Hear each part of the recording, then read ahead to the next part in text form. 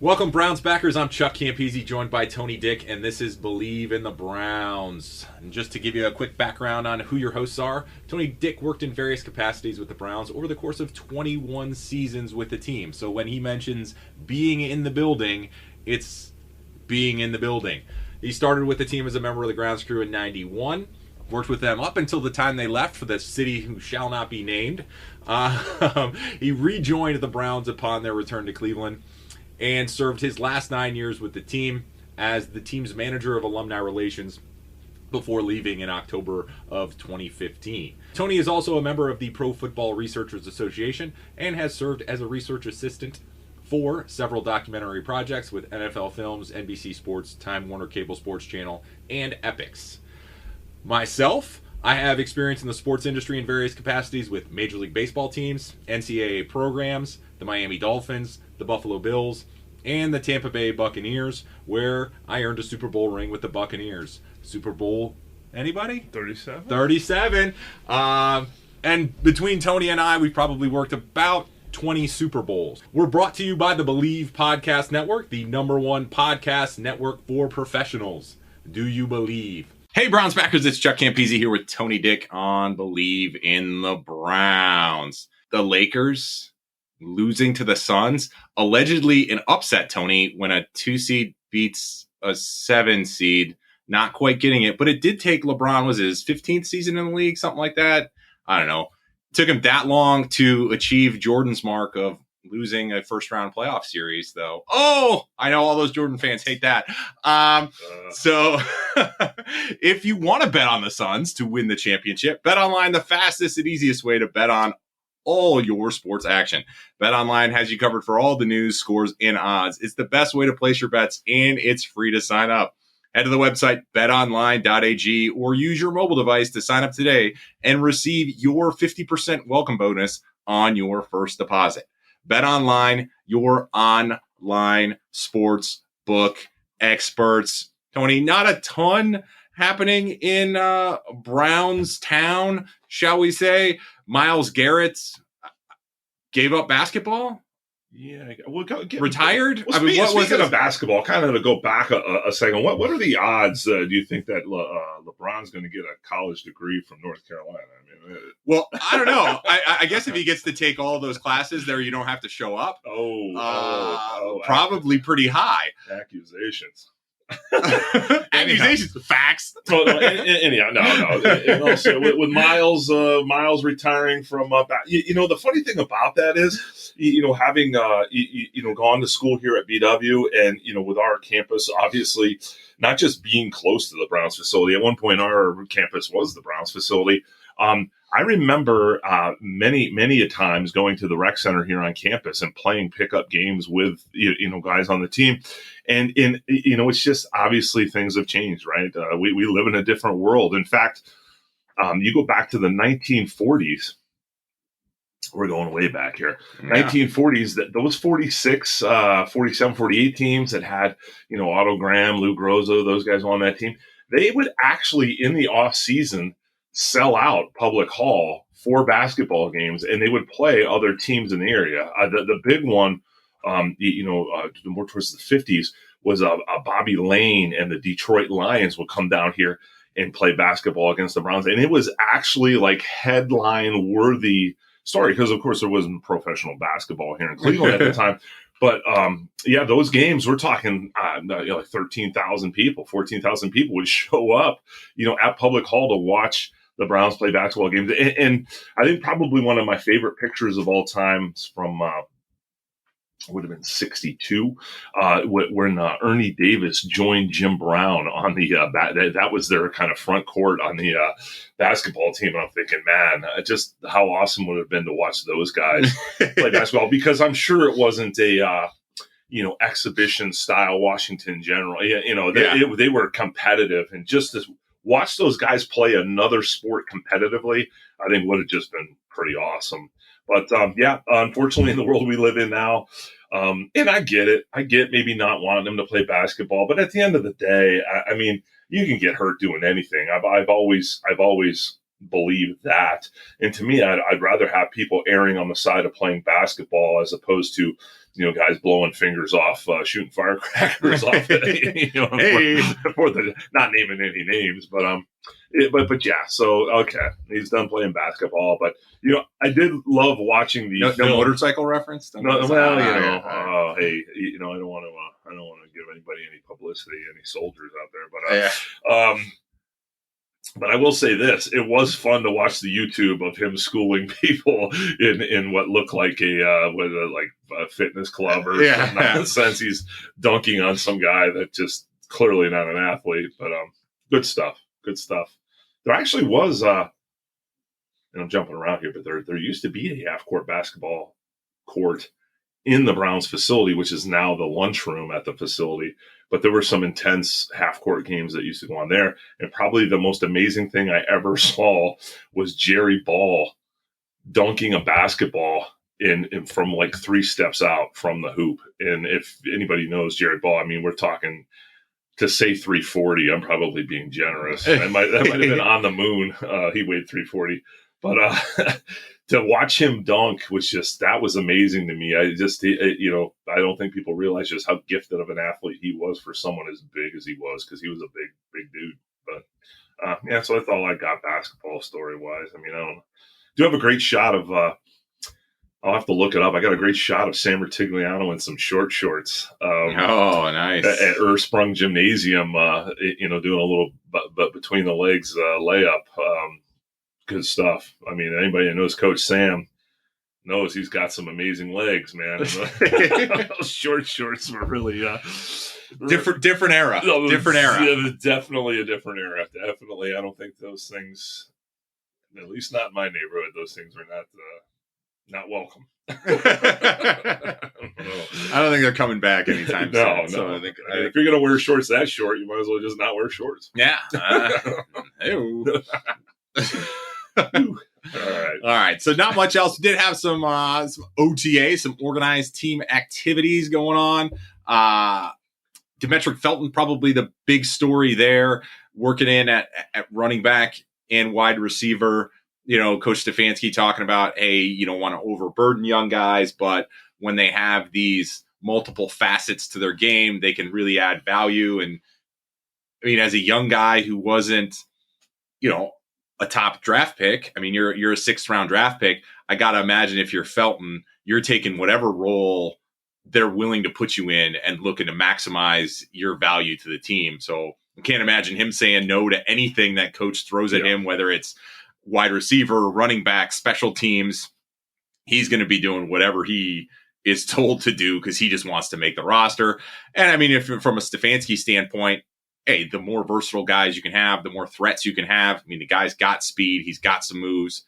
Hey, got good hands.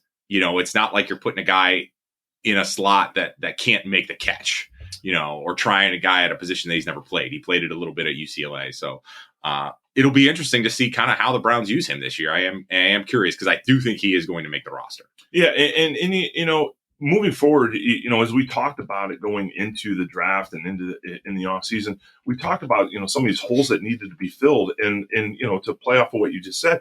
I mean, if you're a guy that can fill multiple holes, you have a much better chance of making this roster right now because, kind of what we have is what we have. We may have the ability to add like maybe 1 or 2 people here or there, but for the most part, what we have is what we have. So if you can fill in multiple places, maybe not even as a starter, but multiple places as a backup, I mean, you're going to be someone who's going to become super valuable to this team. And the fact that you're showing up for stuff right away is great. Although I will say with that, I know there were some rumblings about, the number of people who showed up for OTAs. And I know that the big thing, and Miles addressed it, was the comparison of just how many people, and we're going to have to go through all the way up until that first game. We're going to have to go through this whole, the Chiefs did this, we did this, why did we do this, and we didn't do that. I mean, my thing is this, would it be great if everyone showed up for OTAs? Yeah, sure, it'd be great. Is it important? No. I mean, when are we in? We're in the first week of June here. Like, there's a lot of time between now and the time the season starts, and we don't have a ton of. I mean, there isn't a ton of rollover this year, so we have a lot of guys that are coming back. I think the most important thing for us is for everybody to be perfectly healthy, and that's where, Miles not playing basketball and some of these other guys that are coming off injuries, getting their. That's the most important thing. I mean, the OTAs, you're going over basic stuff anyhow, and I've said it 1,000 times. The players that have been here, they know what they're doing. I remember Bernie. It was one of his pet peeves. He'd be signing autographs after spring camp or summer camp, and they'd send a security guard out. And they're like, hey, Coach Belichick said, hey, we're starting a meeting here, offensive meeting. We need you in the room. And he's like, well, as soon as I'm done signing all these autographs, I'll come in. I was just telling him there's like 30 people left. And then, you would just see this security guard like nervously pacing. He's like, I don't want to be a jerk, but Coach really wants you. And he's like, listen, like, I'm pretty sure I have a grasp on our offense. But these fans have been waiting here all day. I'm going to sign their autographs. And I've always felt that's, if you know your stuff, you don't need to be cramming. And this time of the year, while it's important for people maybe to get to know each other and build some chemistry, that's going to happen. Yeah, I think those first and second year guys and the guys who are new to the team, these are valuable. It's valuable time for them. Yeah. For guys that have been in the league for several years and have been with the team for, a while, hey, man, get your stuff in. If you want to be here, be here. If not, hey, we trust that you're doing what you need to do outside of here. And then to go back to Felton, I think he's the perfect guy because look at the spots he's backing up, right? He's not a guy. He's not a frontline player right now, right? I mean, you got Chubb and Hunt in the backfield in front of you.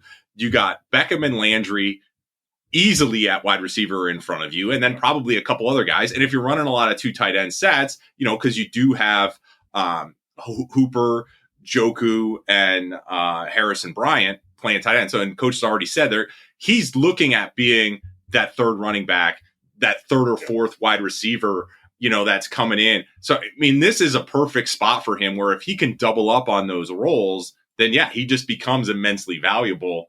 And that's how you make a roster as a guy like that. So I think for him, it's valuable.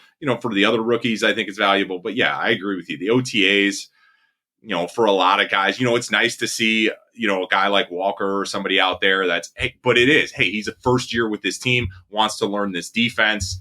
It's valuable for guys like that. But if you've already been with the Browns for a year or you're more than it's more than your second year in the league, from that standpoint, hey, there's no expectation for you to be here, at least from my standpoint. Again, we've been in the league. We've seen it. It's nice if people are there, but it's not the end of the world. And it's a lot easier for the new guys too, because most of them don't own a house. So they could be, for a lot of our guys, they don't own a house in the area. They practice somewhere else. And the other thing is, just because you're here for OTAs, I'm not really so much worried about just checking in. I'm worried about what they're doing. And for a lot of the guys, maybe they're not going through reps, like you said. Maybe they're just here to learn the playbook.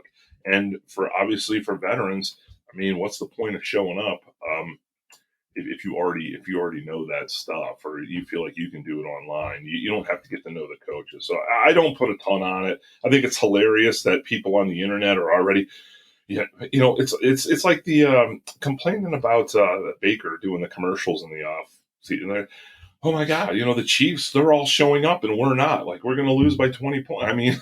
What? Come on, man. So anyhow, I don't know. Goofy, but that's why they call them fans, right? Short for crazy people. For sure. No, and it is good. It is good to see Anthony Walker out there because he's a guy that's going to play a key role. He's probably going to be calling the defenses, right? So, and he is, by all accounts, right now, playing as advertised or learning as advertised or leading as advertised, because you need somebody. We didn't really have a vocal leader with presence on this defense. Yes, there were extremely talented players. Myles Garrett is an extremely talented player, but wasn't necessarily the guy that it seemed everybody was turning to look for, hey, what do I need to do? Blah, blah, blah. Seems like Anthony Walker appears to be that guy that is going to be calling the defenses, is going to be, hey, if you need advice, he's going to provide it. He has that handle on things. And that's really what we need, especially, you just needed a linebacker that could actually play linebacker at an NFL level. Yeah. So he has that, right? Yeah. And then to add that leadership capability, the play calling, get the defense, everybody set. That's, a plus that you're going to get. But I think everybody expected that of him, but it's nice to see that seems to be taking place at this point. Yeah. No, I think we're in a good spot, man. And I think, kind of piggyback off what we said last week. I think, when you started the podcast off and you talked about this kind of a slow week, that's a good thing. Like, slow weeks are good. I mean, when you go to, Google search Cleveland Browns, kind of and look at all the articles this week have been, Myles Garrett. We're not worried about how many guys show up at the OTAs. Myles Garrett retires from basketball. I mean, looks like the defense is gelling. Right? Yeah. Soft stuff. Nothing. If the most edgy thing of the whole week is the fact that Myles Garrett retired from basketball, then we're doing a pretty good job. I mean, that's the off season we need to have, and hopefully we'll continue to have. So yeah, and that's the thing is, and you want guys to get into the facility, get acclimated a little bit, learn the ropes. Again, as the Browns do them, and stay healthy. Yeah. And they seem to have managed that. And so everything seems to be going towards, hey, if you're going to draw up a solid offseason, this is what a solid offseason looks like. And it's weird for us because it's just so unfamiliar. Yeah. Yeah. I think the funniest thing for me is when I read articles, I know the names of the people. Like, I recognize the names of the people because it's like you're not learning new names this year, other than our draft pick. Yeah. But I mean, everything else, same front office guy. It's like, hey, I remember that guy. He was with us last year. That's weird. So, yeah, no, I think we're in a good spot.